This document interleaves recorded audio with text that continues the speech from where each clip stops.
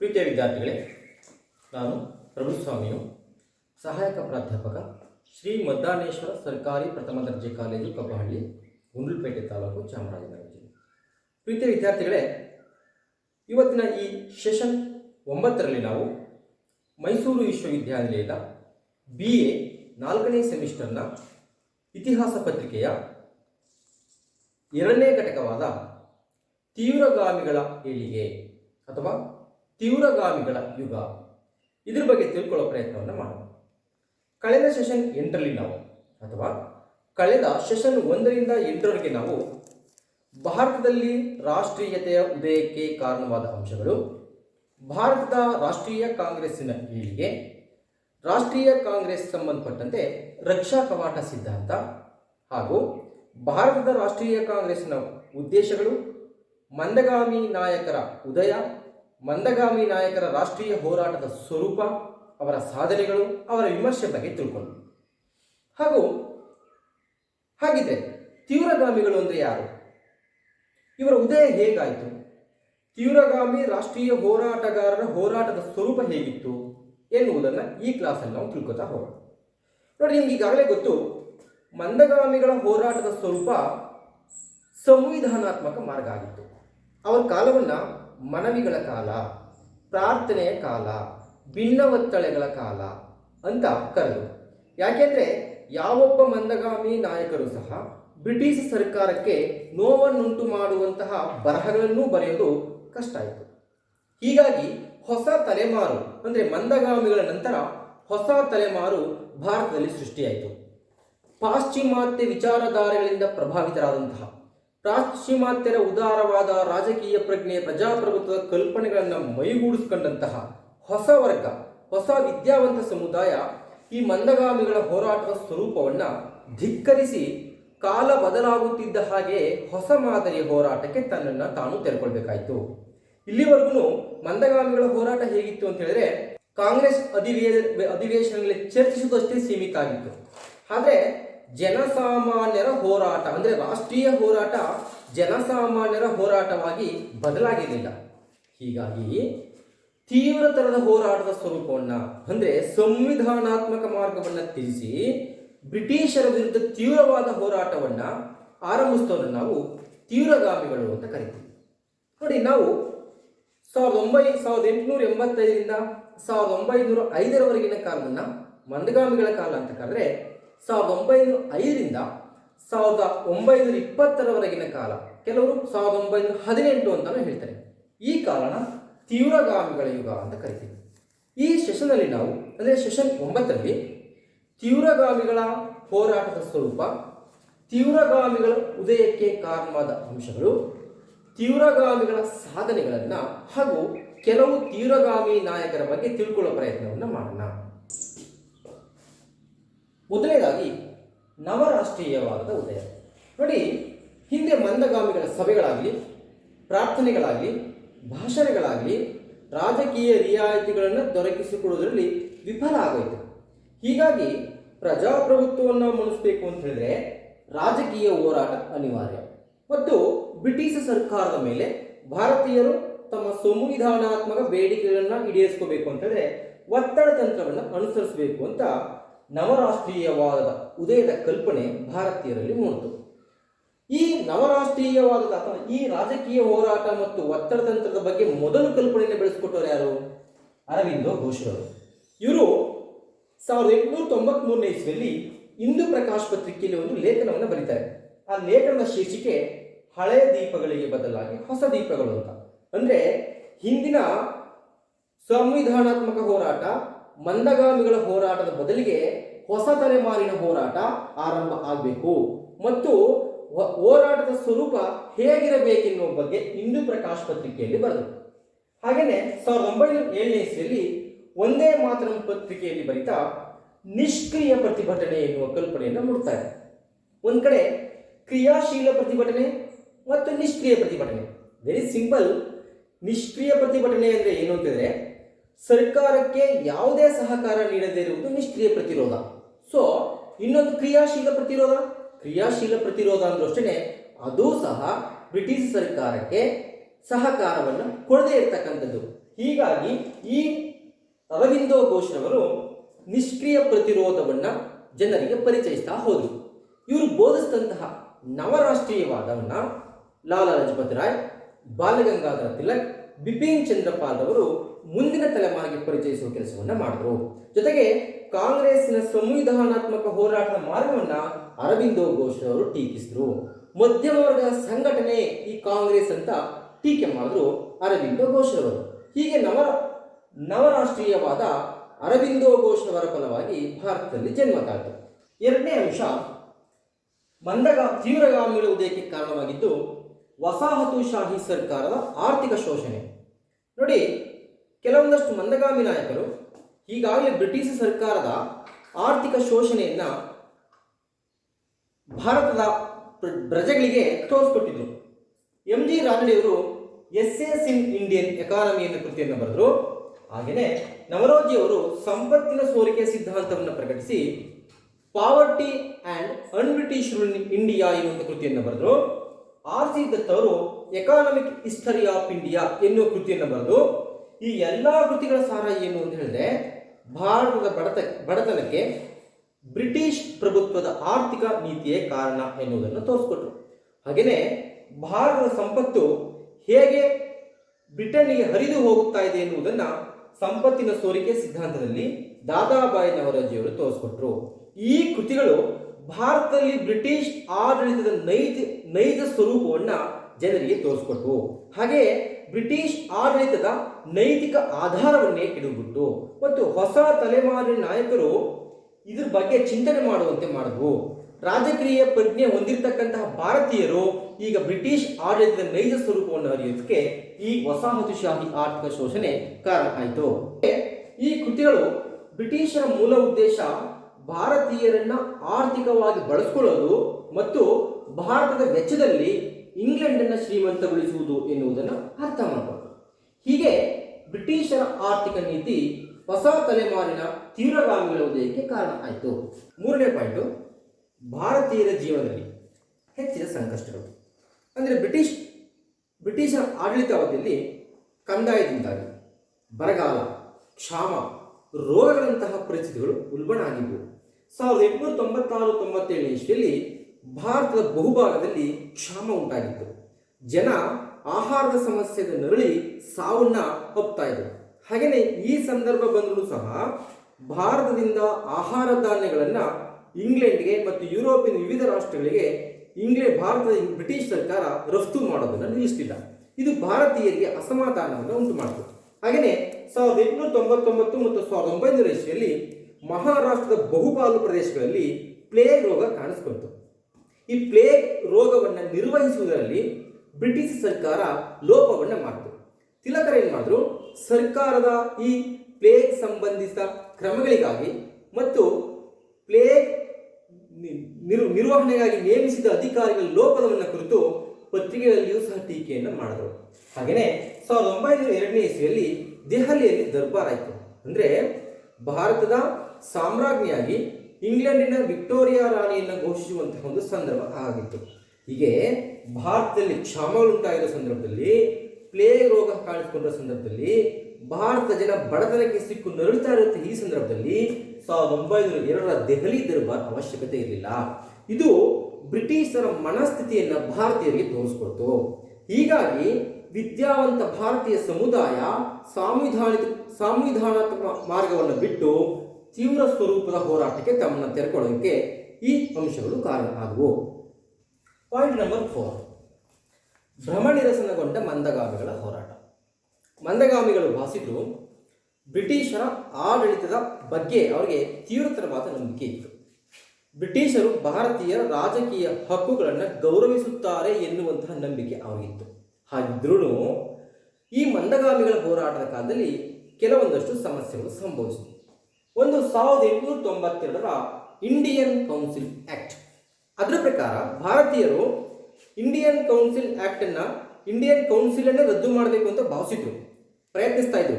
ಇವರು ಹೋರಾಟದ ಫಲ, ಮಂದಗಾಮಿಗಳ ಹೋರಾಟದ ಫಲ ಇಂಡಿಯನ್ ಕೌನ್ಸಿಲ್ ಆಕ್ಟ್ನ ಜಾರಿ.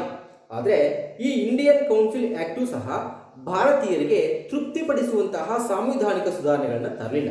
ಇದು 12ರಿಂದ 16ಕ್ಕೆ ಶಾಸಕಾಂಗದ ಸದಸ್ಯರ ಸಂಖ್ಯೆಯನ್ನು ಹೆಚ್ಚಿಸಿದ್ದನ್ನು ಬಿಟ್ಟರೆ ಬೇರೆ ಯಾವುದೇ ರಿಯಾಯಿತಿಗಳನ್ನು 1892ರ ಇಂಡಿಯನ್ ಕೌನ್ಸಿಲ್ ಆಕ್ಟ್ ಕೊಡಲಿಲ್ಲ. ಹಾಗೆಯೇ 1898ರಲ್ಲಿ ನೂತನ ಕಾಯ್ದೆಯೊಂದು ಬಂತು. ಅದರ ಪ್ರಕಾರ ಸರ್ಕಾರದ ವಿರುದ್ಧ ಅಸಮಾಧಾನವನ್ನು ಕೆರಳಿಸುವುದು ಅಪರಾಧ ಅಂತ ಬಂತು. ಹಾಗಿದ್ರೆ ಪತ್ರಿಕೆಗಳಲ್ಲಿ ಸರ್ಕಾರದ ಲೋಪದೋಷಗಳನ್ನು ಟೀಕಿಸಿ ಬರೆಯುವುದೂ ಸಹ ಅಪರಾಧ. ಇದು ಭಾರತೀಯರ ವಾಕ್ ಸ್ವಾತಂತ್ರ್ಯ, ಅಭಿವ್ಯಕ್ತಿ ಸ್ವಾತಂತ್ರ್ಯ ಮತ್ತು ಪತ್ರಿಕಾ ಸ್ವಾತಂತ್ರ್ಯಕ್ಕೆ ಬ್ರಿಟಿಷ್ ಸರ್ಕಾರ ಹಾಕಿದ ತಡೆ ಅಂತ ನಾವು ಭಾವಿಸಬಹುದು. ಹಾಗೆಯೇ 1904ನೇ ಇಸ್ವಿಯಲ್ಲಿ ಸರ್ಕಾರಿ ದಾಖಲೆಗಳ ರಹಸ್ಯ ಕಾಯ್ದೆಯನ್ನು ಜಾರಿಗೆ ತಂತು. ಅದರ ಪ್ರಕಾರ ಪತ್ರಿಕಾ ಸ್ವಾತಂತ್ರ್ಯವನ್ನು ನಿರ್ಬಂಧಿಸುವ ಕೆಲಸವನ್ನು ಮಾಡಿತು. ಹೀಗೆ 1897ನೇ ಇಸ್ವಿಯಲ್ಲಿ ಬೊಂಬಾಯಿ ಪ್ರೆಸಿಡೆನ್ಸಿಯ ನಾಥೂ ಸಹೋದರರನ್ನ ವಿಚಾರಣೆ ಇಲ್ಲದೆ ಗುರಿಪಡಿಸುವಂತಹ ಕೆಲಸಕ್ಕೆ ಸರ್ಕಾರ ಕೈ ಹಾಕಿತು. ಹಾಗೆಯೇ 1897ನೇ ಇಸ್ವಿಯಲ್ಲಿ ತಿಲಕರಿಗೆ ಕೇಸರಿ ಪತ್ರಿಕೆಯಲ್ಲಿ ಬ್ರಿಟಿಷ್ ಸರ್ಕಾರದ ಲೋಪದೋಷಗಳನ್ನು ಟೀಕಿಸಿ ಬರೆದಿದ್ದಕ್ಕಾಗಿ ಸುಮಾರು 18 ತಿಂಗಳ ಶಿಕ್ಷೆಯನ್ನು ಕೊಡ್ತಾ ಹೋಯಿತು. ಹೀಗೆ ಮಂದಗಾಮಿಗಳ ಬಹುಪಾಲು ಹೋರಾಟದ ಸ್ವರೂಪಗಳು ಮತ್ತು ಬೇಡಿಕೆಗಳು ಭ್ರಮನಿರಸನವನ್ನು ತಂದವು. ಹಾಗೆ ತಿಲಕ್ ಕಾಂಗ್ರೆಸ್ಸನ್ನು ಟೀಕಿಸ್ತಾ, ಕಾಂಗ್ರೆಸ್ಸಿನ ಈ ಹೋರಾಟವನ್ನು ಟೀಕಿಸ್ತಾ, ಕಾಂಗ್ರೆಸ್ ಒಂದು ಹೊಗಳಭಟ್ಟರ ಪಕ್ಷ ಮತ್ತೆ ಕಾಂಗ್ರೆಸ್ ಅಧಿವೇಶನಗಳು ರಜಾ ದಿನದ ಮನರಂಜನೆ ಅಂತ ಟೀಕೆ ಮಾಡಿದ್ರು. ಮತ್ತೆ ಮತ್ತೊಂದ್ಸಲ ಹೇಳ್ತಾರೆ, ನಾವು ವರ್ಷಕ್ಕೊಮ್ಮೆ ಅಧಿವೇಶನದಲ್ಲಿ ಎಲ್ಲ ಒಂದ್ ಕಡೆ ಸೇರಿ ಕಪ್ಪೆಗಳ ತರ ಒಡಗಿಟ್ಬಿಟ್ರೆ ಏನೂ ಸಾಧಿಸಕ್ಕಾಗಲ್ಲ. ಅಂದ್ರೆ ನಮ್ಮ ಕೇವಲ ಚರ್ಚೆಗಳು, ಭಿನ್ನಮತಗಳು ಕೆಲಸ ಮಾಡುವುದಿಲ್ಲ. ಮತ್ತೆ ನಾವೇನ್ ಮಾಡಬೇಕು, ತೀವ್ರತರವಾದ ಹೋರಾಟವನ್ನು ಶುರು ಮಾಡಬೇಕು ಎನ್ನುವ ಅಭಿಪ್ರಾಯವನ್ನ ಇವರು ವ್ಯಕ್ತಪಡಿಸಿದ್ರು. ಪಾಯಿಂಟ್ ನಂಬರ್ 5, ತೀವ್ರಗಾಮಿಗಳ ಉದಯಕ್ಕೆ ಕಾರಣವಾದ ಮತ್ತೊಂದು ಅಂಶ ಲಾರ್ಡ್ ಕರ್ಜನ್ನ ಪ್ರತಿಗಾಮಿ ನೀತಿ. ಲಾರ್ಡ್ ಕರ್ಜನ್ ಭಾರತದ ಗವರ್ನರ್ ಜನರಲ್ ಆಗಿದ್ದವರು. ಈತ ಕಟ್ಟಾ ಸಾಮ್ರಾಜ್ಯವಾದಿಯ ಆಡಳಿತಗಾರನಾಗಿದ್ದ. ಮತ್ತೆ ಭಾರತೀಯರ ಆಶೋತ್ತರಗಳ ಬಗ್ಗೆ ಸಹಾನುಭೂತಿಯನ್ನೇ ಹೊಂದಿಲ್ಲದ ವ್ಯಕ್ತಿ. ಮತ್ತೆ ಭಾರತೀಯರ ಕಲೆ, ಸಂಸ್ಕೃತಿ, ಸಾಹಿತ್ಯ, ಧರ್ಮವನ್ನ ನಿಕೃಷ್ಟ ಸ್ಥಿತಿಯಲ್ಲಿ ನೋಡ್ತಾ ಇದ್ದಂತಹ ವ್ಯಕ್ತಿ. ಈತ ಬಿಳಿಯರ ಹೊಣೆಗಾರಿಕೆ ಸಿದ್ಧಾಂತದಲ್ಲಿ ನಂಬಿಕೆಯನ್ನು ಹೊಂದಿದ್ದ. ಅಂದ್ರೆ ಭಾರತವನ್ನ ನಾಗರಿಕ ರಾಷ್ಟ್ರವನ್ನಾಗಿ ಪರಿವರ್ತಿಸುವ ಪವಿತ್ರ ಹೊಣೆಗಾರಿಕೆಯನ್ನು ಭಗವಂತ ಬ್ರಿಟಿಷರಿಗೆ ವಹಿಸಿದ್ದಾನೆ. ಅಂದ್ರೆ ಭಾರತೀಯರು ಅನಾಗರಿಕರು, ಇಂಗ್ಲಿಷರು ಶ್ರೇಷ್ಠ ಕುಲಕ್ಕೆ ಸೇರಿದವರು ಎನ್ನುವ ಭಾವನೆಯನ್ನ, ಹೆಮ್ಮೆಯನ್ನ ಮತ್ತೆ ಭಾರತೀಯ ಸಂಸ್ಕೃತಿಯ ಬಗ್ಗೆ ತಿರಸ್ಕಾರವನ್ನ ಲಾರ್ಡ್ ಕರ್ಜನ್ ಹೊಂದಿದ್ದ. ಹಾಗೆಯೇ 1899ನೇ ಇಸ್ವಿಯಲ್ಲಿ ಕಲ್ಕತ್ತಾ ಕಾರ್ಪೊರೇಷನ್ ಕಾಯ್ದೆಯನ್ನು ಜಾರಿಗೆ ತಂದ. ಇದರ ಪ್ರಕಾರ ಕಲ್ಕತ್ತಾ ನಗರಸಭೆಯ ಚುನಾಯಿತರ ಸಂಖ್ಯೆಯನ್ನು ಕಡಿಮೆ ಮಾಡಿದ. ಹಾಗೆಯೇ 1904ನೇ ಇಸ್ವಿಯಲ್ಲಿ ಇಂಡಿಯನ್ ಯೂನಿವರ್ಸಿಟಿ ಆಕ್ಟ್, ಭಾರತೀಯ ವಿಶ್ವವಿದ್ಯಾನಿಲಯಗಳ ಕಾಯ್ದೆಯನ್ನು ಜಾರಿಗೆ ತಂದ. ಅದರ ಪ್ರಕಾರ ಈ ವಿಶ್ವವಿದ್ಯಾನಿಲಯಗಳ ಕಾಯ್ದೆಯ ಪ್ರಕಾರ ಉನ್ನತ ಶಿಕ್ಷಣವನ್ನು ಸರ್ಕಾರದ ನಿರ್ಬಂಧಕ್ಕೆ, ನಿಯಂತ್ರಣಕ್ಕೆ ಒಳಪಡಿಸ್ತಾರೆ. ಇದರಿಂದ ವಿಶ್ವವಿದ್ಯಾನಿಲಯಗಳು ಸ್ವಾಯತ್ತತೆಯನ್ನು ಕಳ್ಕೊಂಡ್ವು. ಹಾಗೆ ಭಾರತೀಯರನ್ನ ಉನ್ನತ ಶಿಕ್ಷಣದಿಂದ ದೂರ ಇಡುವುದು ಸಹ ಲಾರ್ಡ್ ಕರ್ಜನ್ನ ಪ್ರತಿಗಾಮಿ ಆಡಳಿತಕ್ಕೆ ಉದಾಹರಣೆಯಾಗಿತ್ತು. 1904ರಲ್ಲಿ ಅಫಿಷಿಯಲ್ ಸೀಕ್ರೆಟ್ಸ್ ಆಕ್ಟ್ ಅನ್ನು ಜಾರಿಗೆ ತಂದ. ಇದರ ಉದ್ದೇಶ ಏನಾಗಿತ್ತು ಅಂತ ಹೇಳಿದ್ರೆ, ಪತ್ರಿಕೆಗಳ ಮೇಲೆ ನಿರ್ಬಂಧವನ್ನು ಹೇರೋದು. ಅಂದ್ರೆ ಭಾರತೀಯರನ್ನ ಉನ್ನತ ಶಿಕ್ಷಣದಿಂದ ಒಂದು ಕಡೆ ದೂರ ಇಟ್ಟ. ಕಲ್ಕತ್ತಾ ಕಾರ್ಪೊರೇಷನ್ ಕಾಯ್ದೆ ಮೂಲಕ ರಾಜಕೀಯ ಕ್ಷೇತ್ರದಲ್ಲಿ ನಿರ್ಬಂಧವನ್ನು ಹೇರ್ದ. ಅಫಿಷಿಯಲ್ ಸೀಕ್ರೆಟ್ಸ್ ಆಕ್ಟ್ ಪ್ರಕಾರ ಪತ್ರಿಕೆಗಳ ಮೇಲೆ ನಿರ್ಬಂಧವನ್ನು ಹೇರ್ದ. 1905ನೇ ಇಸ್ವಿಯಲ್ಲಿ ಬಂಗಾಳವನ್ನು ವಿಭಜಿಸುವ ಪ್ರಯತ್ನವನ್ನು ಮಾಡಿದ. ಬಂಗಾಳವನ್ನು ವಿಭಜಿಸ್ತಾ. ಇದರ ಉದ್ದೇಶ ಏನಾಗಿತ್ತು, ಬಂಗಾಳ ಅವತ್ತು ರಾಷ್ಟ್ರೀಯ ಚಳುವಳಿಯ ಕೇಂದ್ರ ಆಗಿತ್ತು. ಹೀಗಾಗಿ ಹಿಂದೂ ಮತ್ತು ಮುಸಲ್ಮಾನರನ್ನ ಒಡೆದು ಆಳುವ ನೀತಿಗೆ ಗುರಿಪಡಿಸಿ ಭಾರತೀಯ ರಾಷ್ಟ್ರೀಯ ಚಳುವಳಿಯನ್ನು ದುರ್ಬಲಗೊಳಿಸುವ ಉದ್ದೇಶದಿಂದ 1905ನೇ ಇಸ್ವಿಯಲ್ಲಿ ಲಾರ್ಡ್ ಕರ್ಜನ್ ಪ್ರತಿಗಾಮಿ ನೀತಿಯ ಫಲವಾಗಿ ಬಂಗಾಳವನ್ನು ವಿಭಜಿಸಿದ್ದ. ಈ ಲಾರ್ಡ್ ಕರ್ಜನ್ನ ಪ್ರತಿಗಾಮಿ ನೀತಿಯಿಂದ ವಿದ್ಯಾವಂತ ಭಾರತೀಯ ಸಮುದಾಯ ಬ್ರಿಟಿಷರ ವಿರುದ್ಧ ಹೋರಾಟಕ್ಕೆ ಸಜ್ಜಾಯಿತು. ಇದು ತೀವ್ರಗಾಮಿಗಳ ಉದಯಕ್ಕೆ ಕಾರಣವಾದಂತಹ ಮತ್ತೊಂದು ಅಂಶ ಅಂತ ನಾವು ಹೇಳಬಹುದು. ತೀವ್ರಗಾಮಿಗಳ ಉದಯಕ್ಕೆ ಕಾರಣವಾದ ಮತ್ತೊಂದು ಅಂಶ ಸಮಾಜ ಸುಧಾರಣಾ ಚಳುವಳಿಗಳು. ಅಂದ್ರೆ ಭಾರತದಲ್ಲಿ ರಾಷ್ಟ್ರೀಯತೆಯ ಉದಯಕ್ಕೆ ಕಾರಣವಾಗಿದ್ದದ್ದು 1857ಕ್ಕಿಂತ ಹಿಂದಿನ ಮತ್ತು 1857ರ ನಂತರದ ಸಮಾಜ ಸುಧಾರಣಾ ಚಳುವಳಿಗಳು. ಈ ತೀವ್ರಗಾಮಿಗಳ ಉದಯಕ್ಕೆ ಕಾರಣವಾದ ಅಂಶಗಳು ಅಂತ ನಾವು ಭಾವಿಸಿದಾಗ 1857ರ ನಂತರ ನಡೆದಂತಹ ಸಮಾಜ ಸುಧಾರಣಾ ಚಳುವಳಿಗಳ ಫಲ ತೀವ್ರಗಾಮಿಗಳ ಏಳಿಗೆ ಅಂತ ನಾವು ಭಾವಿಸ್ಬೋದು. ನೋಡಿ, ಈ ಸಮಾಜ ಸುಧಾರಣಾ ಚಳುವಳಿಗಳ ಫಲವಾಗಿ ಭಾರತೀಯರಲ್ಲಿ ಆತ್ಮವಿಶ್ವಾಸ ಬೆಳೀತು. ತಮ್ಮ ದೇಶದ ಆಡಳಿತವನ್ನು ತಾವೇ ನಿರ್ವಹಿಸಬಲ್ಲೆವು ಎನ್ನುವ ಆತ್ಮವಿಶ್ವಾಸವನ್ನು ಮೂಡೋದಕ್ಕೆ ಈ ಸಮಾಜ ಸುಧಾರಣಾ ಚಳುವಳಿಗಳು ಕಾರಣ ಆದವು. ಸ್ವಾಮಿ ವಿವೇಕಾನಂದರು ನೋಡಿ, ದೇಶ ಪ್ರೇಮಿ ಸಂತ ಅಂತ ಹೆಸರಾದವರು. ಭಾರತದ ಆಧ್ಯಾತ್ಮ ಮತ್ತು ಪಾಶ್ಚಾತ್ಯ ವಿಜ್ಞಾನಗಳ ಸಂಯೋಗದ ಮಹತ್ವವನ್ನು ಸಾರಿದ್ರು. ಹಾಗೆಯೇ ಕೇವಲ ಆಧ್ಯಾತ್ಮಕ್ಕೆ ಅಂದ್ಕೊಳ್ತೇನೆ, ಪ್ರಾಚೀನ ವೈಭವದ ಕನಸಿನಲ್ಲಿ ಬದುಕದನ್ನು ಬಿಟ್ಟು ಭಾರತದ ಭವ್ಯ ಭವಿಷ್ಯವನ್ನು ರೂಪಿಸಿಕೊಳ್ಳುವುದರ ಕಡೆಗೆ ಭಾರತೀಯರು ತೆರಳಬೇಕು ಅಂತ ಕರೆಯನ್ನು ಕೊಟ್ಟರು. ಹಾಗೆಯೇ ಭಾರತೀಯರ ಸ್ವಾತಂತ್ರ್ಯವನ್ನು ಕುರಿತು ಓ ದೇವರೇ, ನಮ್ಮ ರಾಷ್ಟ್ರಕ್ಕೆ ಮುಕ್ತಿ ಎಂದು ಎನ್ನುವಂತಹ ಉದ್ಗಾರವನ್ನು ತೆಗೆದಿದ್ರು ಸ್ವಾಮಿ ವಿವೇಕಾನಂದರು. ಅಂದ್ರೆ ದಯಾನಂದ ಸರಸ್ವತಿಯವರು ಭಾರತ ಭಾರತೀಯರಿಗೆ ಅಂತ ಘೋಷಿಸಿದ್ರು. ಹಾಗೆಯೇ ಸ್ವರಾಜ್ಯ ಎನ್ನುವ ಪದವನ್ನು ಅಥವಾ ಸ್ವದೇಶಿಯನ್ನು ಮೊದಲ ಬಾರಿಗೆ ಆರಂಭಿಸಿದವರೇ ಬಹುಶಃ ದಯಾನಂದ ಸರಸ್ವತಿ ಅಂತ ನಾವು ಕರಿಬಹುದು. ಹಾಗೆಯೇ ದಯಾನಂದ ಸರಸ್ವತಿಯವರು ನಮ್ಮ ಇತಿಹಾಸ ಸಂಸ್ಕೃತಿಯ ಬಗ್ಗೆ ಅಭಿಮಾನ ಬೆಳೆಸಿಕೊಳ್ಳುವಂತೆ ಭಾರತೀಯರಿಗೆ ಕರೆ ಕೊಟ್ಟರು. ಹೀಗೆ ಈ ತೀವ್ರಗಾಮಿಗಳು ಸಮಾಜ ಸುಧಾರಕರಾದ ಸ್ವಾಮಿ ವಿವೇಕಾನಂದ, ದಯಾನಂದ ಸರಸ್ವತಿ ಇಂತಹವರ ಚಿಂತನೆಗಳ ಪ್ರಭಾವಕ್ಕೆ ಒಳಗಾಗಿದ್ದರಿಂದ ತೀವ್ರಗಾಮಿಗಳು ಉದಯ ಆಗೋದಕ್ಕೆ ಕಾರಣ ಆಯಿತು. ನೆಕ್ಸ್ಟ್ ಪಾಯಿಂಟ್, ವಿದ್ಯಾವಂತ ಭಾರತೀಯರು ಮತ್ತು ನಿರುದ್ಯೋಗಿ ವಿದ್ಯಾವಂತರ ಅಸಹನೆ. ಎಲ್ಲ ಭಾವಿಸಿದ್ರು ಏನಂತ, ಇಂಗ್ಲಿಷ್ ಶಿಕ್ಷಣ ಪಡೆದ್ರೆ ಉದ್ಯೋಗದ ಪ್ರಮಾಣ ಹೆಚ್ಚಬಹುದು ಅಂತ. ಹಾಗೆಯೇ ಮಂದಗಾಮಿಗಳು ಭಾವಿಸಿದ್ರು ಭಾರತದಲ್ಲಿ ಭಾರತೀಕರಣ, ಆಡಳಿತದ ಭಾರತೀಕರಣ ಮಾಡಬೇಕು ಅಂತ. ಅಂದರೆ ಹೆಚ್ಚು ಸಂಖ್ಯೆಯಲ್ಲಿ ಭಾರತೀಯರನ್ನ ಉನ್ನತ ಹುದ್ದೆಗಳಿಗೆ ನೇಮಕ ಮಾಡಬೇಕು ಅಂತ. ಆದರೆ ಮಂದಗಾಮಿಗಳ ಹೋರಾಟದ ಹೊರತಾಗಿಯೂ ಭಾರತದಲ್ಲಿ ವಿದ್ಯಾವಂತ ನಿರುದ್ಯೋಗಿಗಳ ಸಂಖ್ಯೆ ಹೆಚ್ಚುತ್ತಾ ಹೋಯಿತು. ಅಂದರೆ ಇಂಗ್ಲಿಷ್ ಶಿಕ್ಷಣ ಪಡೆದವರ ಸಂಖ್ಯೆ ಜಾಸ್ತಿ ಆಯಿತು, ಶಿಕ್ಷಣ ಪಡೆದವರಿಗೆ ಅನುಗುಣವಾಗಿ ಉನ್ನತ ಸ್ಥಾನಗಳ ಉದ್ಯೋಗ ದೊರೆಯಲಿಲ್ಲ. ಎರಡನೇದು, ಸಿಕ್ಕಿದಂತಹ ಕೆಲವು ಉದ್ಯೋಗಗಳು ಕೆಳದರ್ಜೆಯವಾಗಿದ್ದವು ಮತ್ತು ಕಡಿಮೆ ವೇತನದಿಂದ ಕೂಡಿದ್ವು. ಆದರೆ ಈ ಕಾರ್ಯದಿಂದ ವಿದ್ಯಾವಂತ ನಿರುದ್ಯೋಗಿ ವರ್ಗ ಬ್ರಿಟಿಷ್ ಸರ್ಕಾರದ ಈ ತಾರತಮ್ಯದ ಧೋರಣೆಯ ಬಗ್ಗೆ ಅಸಮಾಧಾನವನ್ನು ಹೊಂದಿದ್ರು. ಹಾಗೆಯೇ ಈ ವಿದ್ಯಾವಂತ ಸಮುದಾಯ ಇಂಗ್ಲಿಷ್ ಶಿಕ್ಷಣ ಪಡೆದದರ ಫಲವಾಗಿ ಪ್ರಜಾಪ್ರಭುತ್ವದ ಕಲ್ಪನೆಯನ್ನ ತತ್ವಗಳಿಂದ ಪ್ರಭಾವಿತ ಆಗಿತ್ತು ಹಾಗೂ ಬ್ರಿಟಿಷ್ ಸರ್ಕಾರದ ವಿರುದ್ಧ ರಾಷ್ಟ್ರೀಯತೆಗೆ ಬೆಂಬಲವನ್ನು ಕೊಟ್ಟರು ಈ ವಿದ್ಯಾವಂತ ಸಮುದಾಯ. ಅದಕ್ಕೇನೆ AR ದೇಸಾಯಿ ಅನ್ನೋರು ಹೇಳ್ತಾರೆ, ಉದ್ಯೋಗಗಳ ಅಲಭ್ಯತೆಯಿಂದ ವಿದ್ಯಾವಂತ ಭಾರತೀಯರಲ್ಲಿ ಉಂಟಾದ ರಾಜಕೀಯ ಅತೃಪ್ತಿ ತೀವ್ರಗಾಮಿಗಳ ಉದಯಕ್ಕೆ ಕಾರಣ ಆಯಿತು ಅನ್ನುವುದು ಈ ಅಂಶದ ವಿಚಾರ.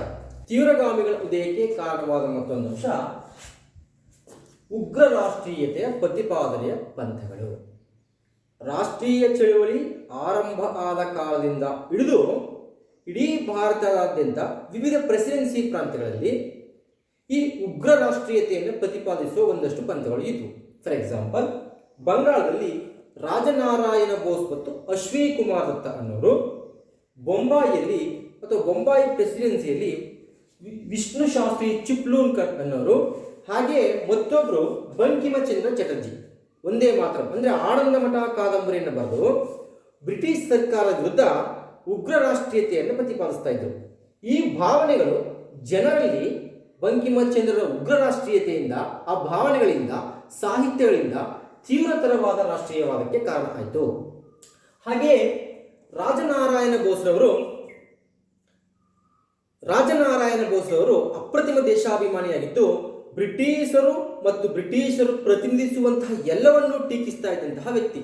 ಅವರೊಂದು ಕಡೆ ಹೇಳ್ತಾರೆ, ಭಾರತೀಯರು ಹೃದಯ ಮತ್ತು ಆತ್ಮದಿಂದಲೂ ಭಾರತೀಯರಾಗಿರಬೇಕು ಎಂದು ಹೇಳಿಕೆಯನ್ನು ಕೊಟ್ಟಿದ್ರು. ಹೀಗೆ ಆರಂಭದಿಂದ ತೀವ್ರಗಾಮಿಗಳ ಉದಯದ ಕಾಲದವರೆಗೂ ಏಳಿಗೆ ಹೊಂದಿದಂತಹ ಈ ಉಗ್ರ ರಾಷ್ಟ್ರೀಯತೆಯ ಪ್ರತಿಪಾದನೆಯ ಪಂಥಗಳು ತೀವ್ರಗಾಮಿಗಳ ಉದಯಕ್ಕೆ ಕಾರಣ ಆದವು. ಪ್ರಮುಖ ಅಂತಾರಾಷ್ಟ್ರೀಯ ಘಟನೆಗಳು ಅಂದರೆ ತೀವ್ರಗಾಮಿಗಳ ಉದಯಕ್ಕೆ ಹೇಗೆ ಸಮಕಾಲೀನ ಅಂತಾರಾಷ್ಟ್ರೀಯ ಘಟನೆಗಳು ಪ್ರಭಾವ ಬೀರಿದವು ಅಂತ ನೋಡಿ. ಭಾರತದಲ್ಲಿ ಬ್ರಿಟಿಷರು ಭಾರತೀಯರನ್ನ ಶೋಷಿಸಿದಂಗೆನೆ ದಕ್ಷಿಣ ಆಫ್ರಿಕಾದಲ್ಲಿ ನೆಲೆಸಿದ್ದಂತಹ ಭಾರತೀಯರನ್ನ ಬ್ರಿಟಿಷರು ಅವಮಾನಕಾರಿಯಾಗಿ ನಡೆಸ್ಕೊತಾ ಇದ್ದರು. ಅಂದರೆ ವರ್ಣಭೇದದ ನೀತಿಯಲ್ಲಿ ಕೂಲಿ ಕಾರ್ಮಿಕರಾಗಿ ಗುಲಾಮಗಿರಿಗೆ ದೂಡಿ ನಡೆಸ್ಕೊಂಡಿದ್ದು ಭಾರತೀಯರು ಬ್ರಿಟಿಷರ ವಿರುದ್ಧ ಅಸಮಾಧಾನಗೊಳ್ಳೋದಕ್ಕೂ ಕಾರಣ ಆಗಿತ್ತು. ಹಾಗೆ ಬೋಯರ್ ಯುದ್ಧ, ದಕ್ಷಿಣ ಆಫ್ರಿಕಾದಲ್ಲಿ ನಡೆದಂತಹ ಈ ಬೋಯರ್ ಯುದ್ಧ ತ್ಯಾಗ ಮಾಡಲು ಸಿದ್ಧ ಇರತಕ್ಕಂಥ ಜನರು ಅತ್ಯಂತ ನಿರಂಕುಶ ಸರ್ಕಾರದ ವಿರುದ್ಧವೂ ಸಹ ಸವಾಲನ್ನು ಹಾಕಬಹುದು ಅಂತ ಭಾರತೀಯರಿಗೆ ಪಾಠವನ್ನು ಕಲಿಸಿತ್ತು. ಇನ್ನು ಇಥಿಯೋಪಿಯಾ ಇಟಲಿಯನ್ನು ಸೋಲಿಸಿದ್ರು. ಇಟಲಿ ಯುರೋಪಿನ ಒಂದು ರಾಷ್ಟ್ರ, ಇಥಿಯೋಪಿಯಾ ಆಫ್ರಿಕಾದ ಒಂದು ರಾಷ್ಟ್ರ. ಬಡ ರಾಷ್ಟ್ರವಾದ ಆಫ್ರಿಕಾದ ಇಥಿಯೋಪಿಯಾ ಇಟಲಿಯನ್ನು ಸೋಲಿಸಿದ್ದು ಭಾರತೀಯರಲ್ಲಿ ಏಷ್ಯಾದ ಬಡ ರಾಷ್ಟ್ರವಾದ ಆ ಭಾರತ ಯುರೋಪಿನ ಇಂಗ್ಲೆಂಡನ್ನು ಸೋಲಿಸುವುದರಲ್ಲಿ ಯಾವುದೇ ಹೆಚ್ಚುಗಾರಿಕೆ ಇಲ್ಲ ಎನ್ನುವುದನ್ನು ಆತ್ಮವಿಶ್ವಾಸವನ್ನು ಭಾರತೀಯರಿಗೆ ತುಂಬಿಕೊಡ್ತು. ಹಾಗೆ ಇದೇ ಅವಧಿಯಲ್ಲಿ ಚೀನಾದಲ್ಲಿ ಅಲ್ಲಿನ ಮಂಚೂ ದೊರೆಗಳ ವಿರುದ್ಧ ಕ್ರಾಂತಿ ಆರಂಭ ಆಗಿತ್ತು. ಟರ್ಕಿಯಲ್ಲಿಯೂ ಸಹ ಕ್ರಾಂತಿ ಆರಂಭ ಆಗಿತ್ತು. ಹಾಗೆಯೇ ರಷ್ಯಾದಲ್ಲಿ ಜಾರ್ ದೊರೆಗಳ ವಿರುದ್ಧ ಕ್ರಾಂತಿಗಳು ನಡೀತಾ ಇದ್ವು. ಅಂದ್ರೆ ಚೀನಾದಲ್ಲಿ ಮಂಚೂ ದೊರೆಗಳ ಆಳ್ವಿಕೆ ವಿರುದ್ಧ, ಅವರ ದಬ್ಬಾಳಿಕೆ ವಿರುದ್ಧ, ರಷ್ಯಾದಲ್ಲಿ ಜಾರ್ ದೊರೆಗಳ ದಬ್ಬಾಳಿಕೆ ವಿರುದ್ಧ ನಡೆಸಿದ್ದಂತಹ ಹೋರಾಟಗಳು ಭಾರತದಲ್ಲಿ ಬ್ರಿಟಿಷರ ದಬ್ಬಾಳಿಕೆ ಮತ್ತು ಕ್ರೂರ ದಮನಕಾರಿ ಆಳ್ವಿಕೆಯ ವಿರುದ್ಧ ಹೋರಾಡಲು ಪ್ರೇರೇಪಣೆಯನ್ನು ಕೊಟ್ಟು ಮತ್ತು ಆ ರಾಷ್ಟ್ರಗಳಲ್ಲಿ ಆರಂಭವಾಗಿದ್ದಂತಹ ಹೋರಾಟದ ತೀವ್ರತರದ ಸ್ವರೂಪಗಳು ಸಹ ತೀವ್ರಗಾಮಿಗಳ ಉದಯಕ್ಕೆ ಭಾರತದಲ್ಲಿ ಕಾರಣ ಆಯಿತು. ಹಾಗೆ 1905ನೇ ಇಸ್ವಿಯಲ್ಲಿ ಏಷ್ಯಾ ಖಂಡದ ಚಿಕ್ಕ ರಾಷ್ಟ್ರವಾದ ಜಪಾನ್ ಯುರೋಪ್ ಖಂಡದ ರಷ್ಯಾವನ್ನು ಸೋಲಿಸಿತು. ಅದು ಭಾರತೀಯರಿಗೆ ಕರಾಚಿ ಕ್ರಾನಿಕಲ್ ಪತ್ರಿಕೆ ಬರೆಯುತ್ತೆ, ಜಪಾನ್ ರಷ್ಯಾವನ್ನು ಸೋಲಿಸಬಹುದಾದ್ರೆ ಭಾರತ ಇಂಗ್ಲೆಂಡ್ ಅನ್ನು ಸುಲಭವಾಗಿ ಮಣಿಸಬಹುದು ಎನ್ನುವ ಪತ್ರಿಕೆಯನ್ನು ಲೇಖನವನ್ನು ಬರೆದರು. ಹೀಗೆ ಸಮಕಾಲೀನ ಅಂತಾರಾಷ್ಟ್ರೀಯ ಘಟನೆಗಳು ತೀವ್ರಗಾಮಿಗಳ ಉದಯಕ್ಕೆ ಕಾರಣ ಆದವು. ಹೀಗೆ ನಾವು ಈ ಸೆಷನ್ನಲ್ಲಿ 1905ರಿಂದ 1920 ಅಥವಾ 18ರವರೆಗೆ ಹೇಗೆ ಮಂದಗಾಮಿಗಳು ಹೋರಾಟಕ್ಕೆ ಅಣಿಯಾದರು ಅಥವಾ ಈ ಮಂದಗಾಮಿಗಳ ಈ ಯುಗಕ್ಕೆ ಅಥವಾ ಮಂದಗಾಮಿಗಳ ಏಳಿಗೆ ಕಾರಣವಾದ ಅಂಶಗಳ ಬಗ್ಗೆ ತಿಳ್ಕೊಂಡ್ವಿ ನಾವು. ಅಂದರೆ ಮಂದಗಾಮಿಗಳ ಏಳಿಗೆಗೆ ಬ್ರಿಟಿಷರ ಆರ್ಥಿಕ ಶೋಷಣೆ ನೀತಿ, ಬ್ರಿಟಿಷರು ಭಾರತೀಯರನ್ನ ಕರ್ಜನನ ದಮನಕಾರಿ ಕ್ರಮಗಳು, ಬ್ರಿಟಿಷರ ಅತೃಪ್ತಿಯ ನೀತಿಗಳು, ಸ್ವಾತಂತ್ರ್ಯ ವಿರೋಧಿ ಕ್ರಮಗಳು ಮತ್ತು ಸಮಕಾಲೀನ ಅಂತಾರಾಷ್ಟ್ರೀಯ ಘಟನೆಗಳು ಹೇಗೆ ಭಾರತೀಯರಲ್ಲಿ ತೀವ್ರತರವಾದ ಹೋರಾಟದ ಸ್ವರೂಪಕ್ಕೆ ಕಾರಣವಾದವು ಅನ್ನೋ ಅಂಶಗಳ ಬಗ್ಗೆ ತಿಳ್ಕೊಂಡಿದ್ದೀವಿ. Thank you.